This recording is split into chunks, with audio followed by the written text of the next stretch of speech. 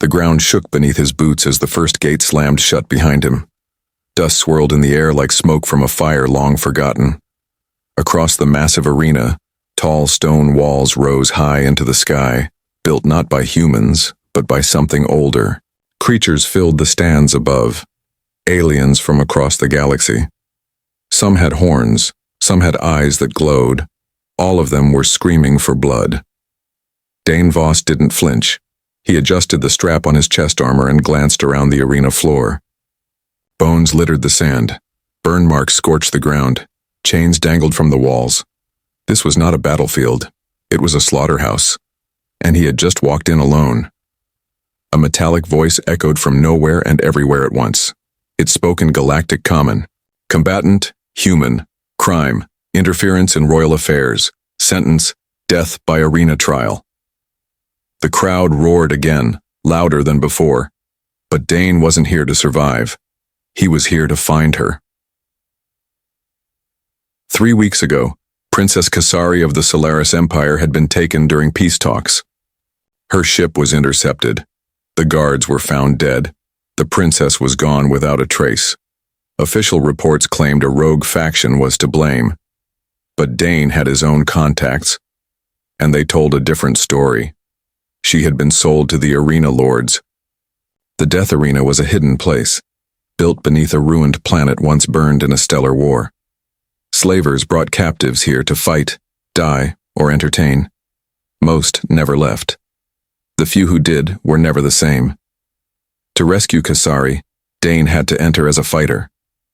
No rescue ships, no weapons, just his skills and whatever he could find inside. The first door across from him opened. A tall figure stepped out. Its body was covered in black spikes. Its head was shaped like a hammer. The thing roared and pounded its chest. Then it charged. Dane waited. Timing mattered. He ducked at the last second and slid under the beast's legs. With one motion, he grabbed a broken spear from the sand and jammed it into the creature's side. Blood sprayed, black and hot, across the arena floor. The crowd screamed again.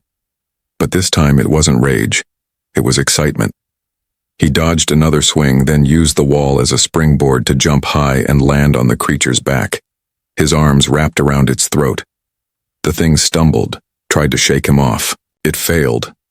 Moments later, it dropped to the ground and didn't move again. Dane stood up, breathing hard. His face was covered in ash and blood. He looked up at the crowd. They had fallen silent. Then the gate opened again. He knew it wouldn't stop.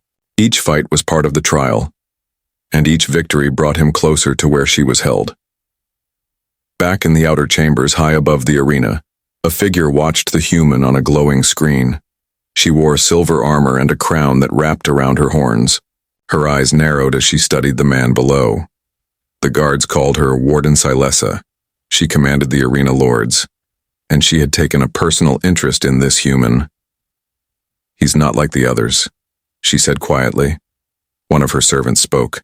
Should we end him now, Warden? Silessa smiled coldly. No. Let him fight. Let him bleed. I want to see how far he's willing to go for her. Far below, Dane turned his head toward the shadows behind the next gate. He could feel something watching him, waiting, but he didn't back down, because he had made a promise. He would find her. He would get her out, or he would die in the sand trying.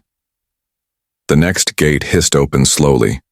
Steam poured out from the cracks, thick and warm like breath from a beast. Dane raised his fists. He had no weapon left, just a sharp piece of bone tucked into his belt. His heartbeat slowed as he focused. The silence in the arena was heavy now. The crowd leaned forward in their seats, waiting. From the steam came a figure, taller than the last one, armored in black glass, each step crushing the sand beneath its feet.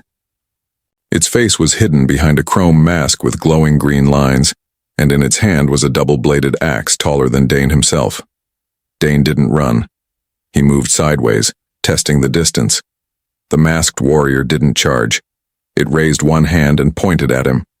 A challenge. Dane nodded once and began circling like a wolf measuring another. Then the axe came flying. Dane dropped flat as the blade sang through the air above his head. It hit the wall and shattered stone like a meteor strike. The crowd screamed again, but Dane was already running forward. The masked warrior was fast. Too fast. It grabbed a short sword from its belt and blocked Dane's strike with ease. Dane rolled backward, keeping distance. He needed something more. That broken spear wouldn't help him now. His eyes darted around the sand, looking for anything. That's when he saw it. A hole in the arena floor, barely visible under scattered bones. He led the masked warrior toward it. With each attack, Dane moved just fast enough to escape. He made it look like he was tiring, slowing down. But his mind was racing, one step closer. Just a little more. The warrior lunged. Dane twisted at the last second and kicked hard at the hidden hole's edge. The ground cracked and the warrior's foot sank in. It stumbled, just enough. Dane leapt forward, grabbed the mask and drove the bone blade into the gap at the warrior's neck. The crowd rose to their feet as the giant fell. Dane didn't celebrate. He tore a small dagger from the fallen warrior's belt and turned toward the gate. He knew the pattern now. No time to rest. The next challenge would begin soon. High above, Warden Silessa watched with narrowed eyes. Her hands were tight around the arms of her chair. Her guard stood silently beside her. "This human is clever," one said.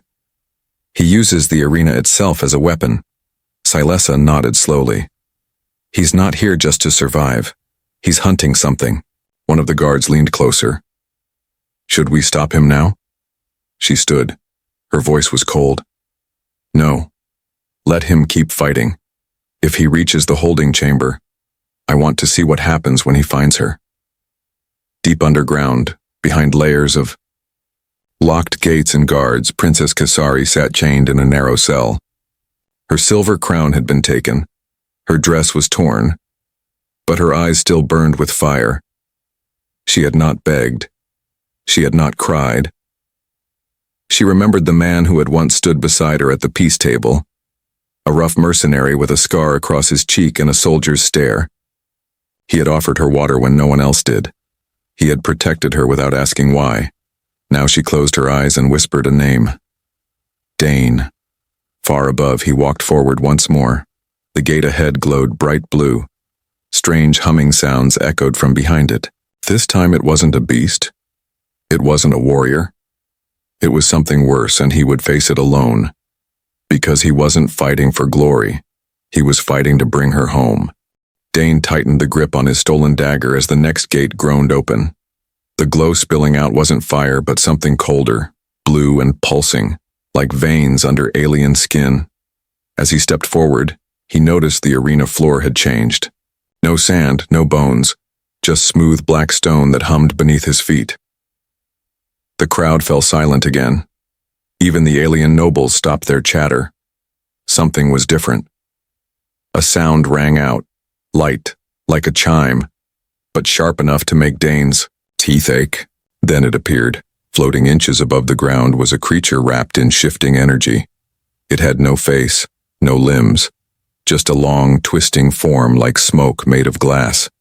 It pulsed with light. Its voice came not from a mouth, but from the air itself. "You should not be here, human." Dane didn't speak. He moved slowly, circling. The creature drifted with him, studying him. "I have ended 912 challengers," it said. "What makes you believe you'll be different?" "I don't need to win," Dane replied quietly. "I just need to get through you." The creature screamed, and the sound hit like a hammer. Dane staggered, fell to one knee. Blood dripped from his ears. The air around the creature warped and shimmered, and spikes of energy shot out in all directions. Dane rolled, barely dodging the first two. One grazed his shoulder, burning through armor like acid. He gritted his teeth and threw his dagger, but it passed right through the creature like it was smoke. He needed something solid. He scanned the room. The walls held strange metal spikes, weapons left behind by other fighters. One was still humming faintly. Dane ran toward it as another wave of energy slammed into the ground behind him. He grabbed the weapon, a short staff with flickering lights, and turned just in time. The creature surged forward. Dane didn't think. He swung. The staff ignited, with a burst of light, and cut through the creature's core. The scream it let out was louder than anything before. It twisted, thrashed, and then shattered into 1,000 glittering shards that fell like snow. Dane dropped the staff. His breathing was ragged. He'd survived again, but each fight was wearing him down. Blood soaked through his side. His arm was burned. But he couldn't stop now, not when he was this close. Up in the control chamber, Warden Celessa stared at the shattered remains of the arena's spirit guardian. She had never seen it fall. "Enough," one of her guards said. "He's broken. Protocol. He should be dead." Celessa raised a hand. "No, he's earned passage to the next tier." "The next tier?" the guard asked, shocked. "Yes," she said coldly. "The bone circle." Beneath the arena, alarms echoed through the halls. In her cell, Princess Kasari sat up as the chains around her wrists flickered with light. A female servant rushed in, out of breath, eyes wide. "Something's happening," she whispered. "The human. He's made it to the bone circle." Kasari didn't answer. Her hands trembled, but not from fear, from hope. The bone circle was the last gate before the inner chambers, the place where special captives were kept. Only the dead had reached that far. And yet the human kept rising. She stood, even with her ankles still chained. Her voice was quiet but sharp. "Tell your warden. If she doesn't stop him, she'll regret ever touching the royal line." Back in the arena, Dane approached the next gate. The lights above were flickering. The floor shook beneath him. The gate didn't open smoothly this time. It cracked like it was resisting. Whatever was beyond this door. It wasn't meant for anyone to reach, but Dane had come too far to stop. He clenched his fists, stepped forward, and vanished into the darkness. The darkness swallowed him whole. The gate slammed shut behind Dane with a thunder that echoed for miles underground. He blinked, eyes adjusting to the gloom. Cold mist clung to the air. The smell here was different, damp, ancient, like rot hidden deep inside the planet. Then he saw them. Bones. Hundreds of them, stacked against the walls, hanging from hooks, spread across the floor like forgotten warnings. Skulls of all sizes, human, alien, unrecognizable. This was the bone circle, a place where champions died, not quickly but slowly. A dim blue flame lit the center of the arena. Around it stood 4 figures. All wore armor crafted from the remains of former challengers. No faces, only helmets carved from skulls. Their weapons shimmered with poison and old blood. Dane stepped forward. No words were exchanged. No voice called out a sentence. The rules here were different. One of them charged. Dane ducked under the blade and struck back with the hilt of his staff. The attacker stumbled but didn't fall. Another rushed in, slashing with twin daggers. Dane blocked one, but the second sliced across his chest. Blood welled up, but he kept moving. He couldn't afford to stop. A third attacker appeared, behind him. Dane twisted, grabbed a broken femur from the ground, and slammed it into the warrior's helmet. The skull cracked. The figure collapsed. 3 remained. Dane fought with everything he had. Grit, pain, instinct. His body was failing. His breath came in gasps. But every blow he gave landed harder. He turned his pain into fire, his fear into rage. One more attacker fell, then another. Only one remained, the largest of them. He moved slowly, but each strike was heavy, shaking the ground. Dane blocked one swing but stumbled backward. The warrior raised a long spear and charged. Dane dove to the side and rolled. He snatched a short blade from the ground and stabbed upward into the enemy's side. The armored body groaned but didn't stop. The spear came down again, missing Dane's head by inches. With a roar, Dane wrapped his arms around the warrior's waist and threw him into the pile of bones. Silence. The final warrior didn't rise. Dane stood there, chest heaving, blood dripping from his arms, legs shaking. The flames in the center of the room flared, then vanished. Behind him, the far wall opened, and there she stood. Not the princess, not yet. A woman in dark armor, taller than most humans. eyes glowing silver, skin pale as snow. Warden Silessa. She walked slowly, her voice echoing through the chamber. You've done well, mercenary. Better than any who've come before. But you've reached the end. Dane lifted his blade again. Ready. Silessa didn't draw a weapon. She raised one hand, and the floor shattered beneath him. Dane fell into darkness once more. No light. No sound. Just falling. His body twisted in the air. Then everything stopped.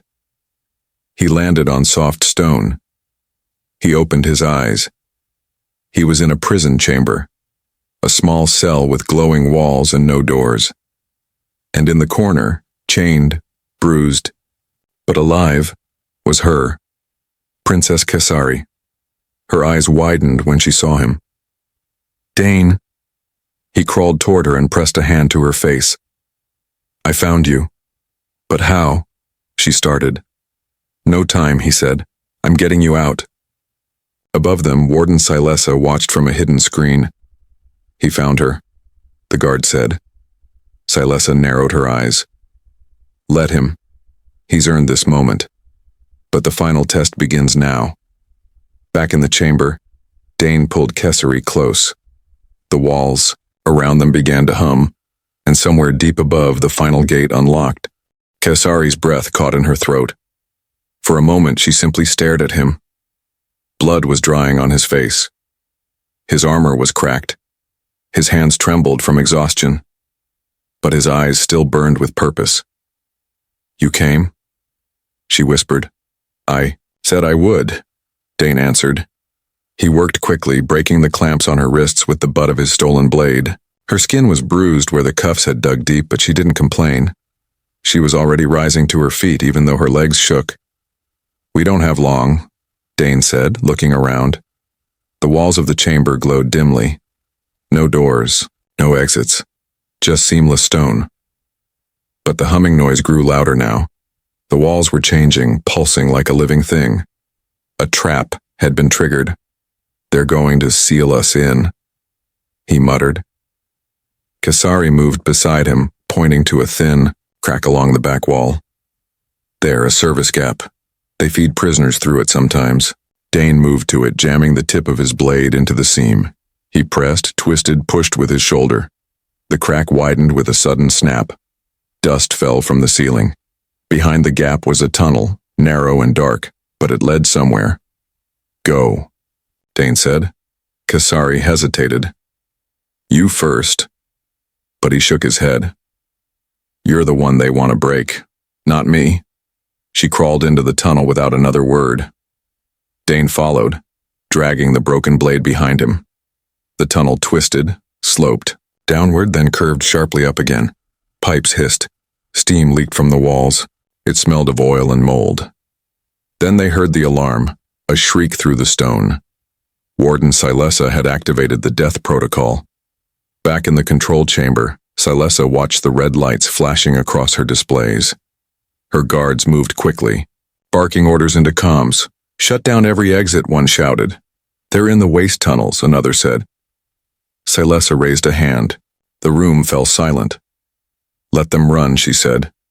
But Warden, let them think they have a chance. Deep below, Dane and Kasari emerged from the tunnel into a large, rusted chamber. Old machinery lined the walls. Broken pipes ran overhead. And in the center stood a single lift platform, barely held together by ancient cables. It's our only way up, Dane said. Kasari limped to the platform and leaned against the rail. Dane worked at the controls. Sparks flew. The system buzzed. Then the lift jolted once and began to rise. They ascended through layers of broken steel and shattered rock. As they passed the second level, gunfire echoed below them.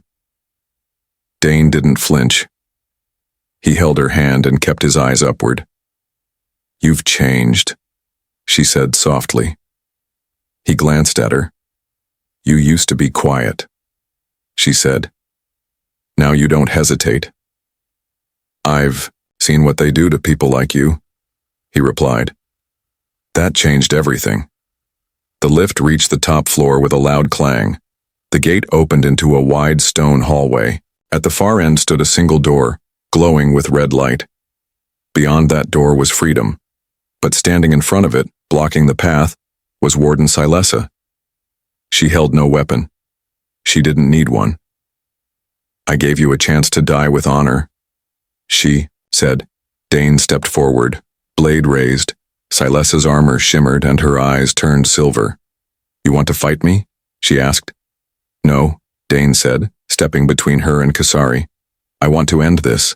Silessa smiled coldly. "Then, try." The air rippled, and the final battle began. Dane moved first. He lunged with the broken blade aimed at Silessa's chest. She didn't step back. Her arm came up like lightning and caught his wrist. The metal of her gauntlet hissed as it locked around his forearm. With one twist, she sent him flying across the hall. He slammed into the stone wall and dropped to his knees. The blade skidded across the floor. Kesari ran to him, but he raised one hand. "Stay behind me." Silessa didn't move forward. She stood tall, eyes glowing like twin moons, armor shining under the red lights. "I've faced warlords, beasts, and machines," she said calmly, "but none of them were as foolish as you." Dane rose to his feet, shaking the dust from his shoulders. "Good," he said. "Then I'll be your first surprise." He charged again, this time low and fast. Silessa swung her leg, but Dane ducked under it. He rolled and grabbed a fallen metal rod from the ground. He slammed it against her leg, denting the armor. She hissed and stumbled back. He pressed the attack. Blow after blow, he struck her armor, denting the joints, cracking the plates. But she was strong, far stronger than he expected. With one swipe, she caught his side and sent him crashing down once more. Blood stained the floor beneath him. Kasari shouted, "Dane, stop! You're bleeding too much." But he stood again. He wiped blood from his lip and smiled. "Bleeding just means I'm still alive." Silessa's expression changed. For the first time, there was doubt in her eyes. "You humans," she whispered. "You're always crawling back up." Dane rushed her again. This time she was ready. She spun with a low sweep, kicking his legs from under him. As he fell, she drove her knee down to finish him, but he had been waiting. With a grunt, Dane twisted mid-fall and pulled a hidden blade from his boot. As her knee came down, he jammed the blade upward, right into the soft part under her chest armor. Silessa gasped. The light in her eyes flickered. She fell backward, clutching the wound. Dane collapsed beside her, barely breathing. His hand was slick with blood, some his, some hers. Kasari rushed to his side. "You did it. You stopped her." Dane looked at Silessa's broken form and nodded once. "No more gates, no more trials." Silessa's voice was faint. "The door. It's open. But others, they'll come." Kesari turned toward the glowing red door. It was flickering, but unlocked. "We have to move," she said. Dane gritted his teeth, stood slowly, and wrapped one arm around her. Together, limping and bleeding, they stepped over the fallen warden and moved toward freedom. They crossed the final threshold and entered a chamber filled with strange machinery. At the far end, a shuttle waited, sleek, unmarked, left behind by someone who thought it would never be needed. Kasari moved to the controls. "How do you know this ship?" Dane asked. She gave him a tired smile. "I studied all enemy systems, even ones not meant for royalty." The engines roared to life. Behind them, alarms still echoed through the arena halls. Guards shouted, doors slammed, but none of it mattered. Now, as the ship rose through the launch tunnel, dust and broken stone rained down around them. Dane leaned against the wall, breathing hard. Kesari sat beside him. "You're insane," she said softly. "You were worth it," he replied. Above them, stars appeared. They were almost free, but escape was never that easy, and as the stars grew brighter, another ship locked onto their signal. The hunt wasn't over yet. The stars spread out before them, endless and cold. The stolen shuttle hummed quietly as it flew through the outer atmosphere. Dane leaned back against the wall, his face pale from blood loss. Kesari sat at the controls, her fingers moving fast, guiding the ship toward the edge of the old war sector. For a moment, they thought they had made it. Then the alarm sounded. A red light blinked over the console. Kesari's breath caught. Tracking beacon just activated. We're being followed. Dane forced himself upright and limped to her side. Who? She pulled up the scan. It's not just one ship. It's the Warden's personal hunter squadron. Dane looked at the radar. 5 blips. Fast. Armed. Closing in. He grabbed the co-pilot stick and checked the weapons system. This thing wasn't meant for combat. We're not ready for another fight, she said quietly. Dane stared at her. We have to be. He took a breath and turned on the old thruster overrides. The ship jolted, engines surging harder than before. Behind them, the pursuing ships changed formation. One of them fired. A bolt of plasma skimmed the rear engine. Sparks flew across the shuttle. Kesari adjusted course, diving into a nearby asteroid field. I'm flying blind in here. That's what I'm counting on, Dane muttered. He opened the hatch behind them and moved toward the emergency turrets. As he climbed into the seat, blood dripped from his side. He wiped it away and locked onto the closest ship. His hands shook, but his aim was true. The turret fired. One enemy ship exploded in a burst of light and flame. They're still coming, Kesari shouted from the front. I'll buy us time, Dane replied. Another shot rang out. This one missed. The shuttle shook again as a second blast hit the side. Sparks and smoke filled the cabin. Kesari held the controls steady with both hands. Her knuckles turned white. Dane hit another ship. It spiraled, then vanished behind the rocks. That left 3. Suddenly, the shuttle was pulled upward. Gravity well, Kesari yelled. They're trying to drag us back down. We'll burn the drive if we fight it, Dane shouted back. Kesari looked at him. Her voice dropped. Then we burn it. He nodded once. Dane returned to the cockpit, his body aching. Let's give it everything. Kesari pressed the override. The engines screamed. The ship groaned like it would tear apart, but the pull of the gravity trap weakened. They burst free just as a final blast tore off the rear stabilizer. The stars twisted, then silence. They were in deep space now, far beyond the arena's reach. The remaining enemy ships turned away, their orders fulfilled or broken. Kesari shut down the engines and let the shuttle drift. The cabin went quiet save for their breathing. You saved me, she whispered. Dane sat down beside her, leaning his head back. You were worth saving. She reached out, touching the cut on his arm gently. You risked everything for me. Why? Dane turned his head toward her. Because when I met you at the treaty table, you looked me in the eye. You didn't see a mercenary. You saw a man. I still do. They sat in silence. The stars outside twinkled quietly. I think, she said slowly, this isn't the end. No, Dane replied. It's the beginning of something bigger. And far in the distance, a transmission beacon lit up on the console. A royal fleet was responding. But with it came another signal, encrypted, cold, and marked with the crest of the arena lords. They wanted her back. They wanted him dead. And they were coming. The stars outside were no longer peaceful. They burned brighter now. Sharp flashes of distant engines lit the black sky. 2 fleets were on approach. One carried the royal colors of Kesari's bloodline. The other bore the jagged mark of the arena lords. Dane stood at the shuttle's viewport, one hand resting on the wall. His wounds had been wrapped, but the pain still gripped him. He didn't show it. Kesari joined him. She wore a cloak from the emergency locker, torn but still bearing the crest of her house. Her eyes scanned the 2 signals blinking on the screen. They won't stop, she said softly. Even with the warden dead, others will come. Then we make a choice, Dane replied. Do we run, resurrend, or stand? Kesari turned to face him. We fight. Dane smiled. That's what I hoped you'd say. They moved to the shuttle's controls together. The ship was damaged, barely flying. But the royal fleet had received their signal. Soon, they'd arrive within range. And when they did, the arena lords would strike to erase every witness. Kesari activated the deep link comm. Her voice rang across the void. "This is Princess Kesari of the Solaris Empire. I am alive. I was taken by the arena lords and held beneath the death arena.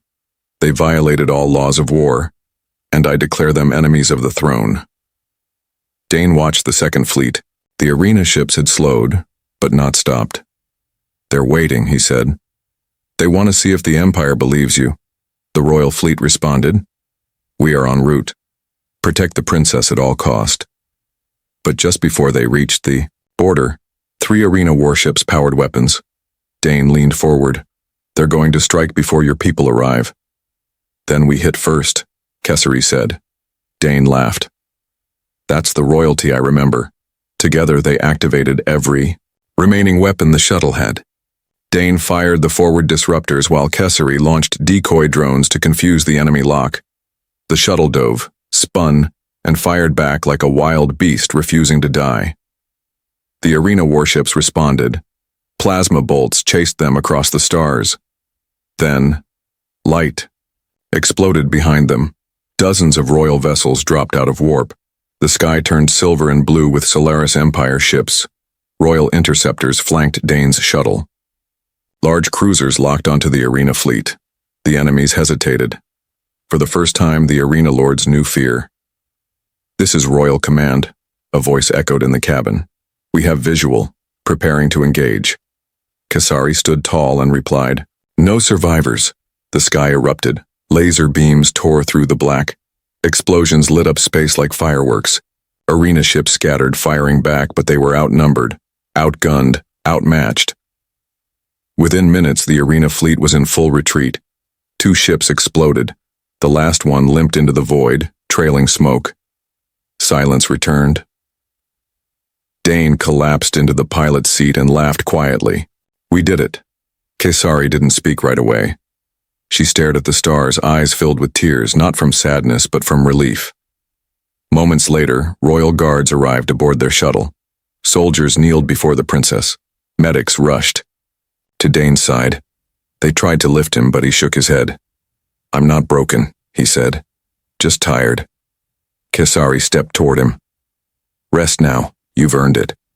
He gave her a tired grin. "Does this mean the mission's over?" She knelt in front of him, took his hand, and held it gently.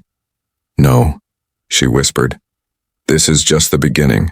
Months later, in the grand hall of the Solaris capital, the princess stood before a crowd of thousands. Dane stood beside her in full ceremonial armor, scarred and silent. She raised a hand and declared, "This man crossed blood, fire, and death for me. He is no mercenary. He is my protector, my champion, and my future." The hall roared, and somewhere, deep in the galaxy, those who once ruled the arena whispered one word: human.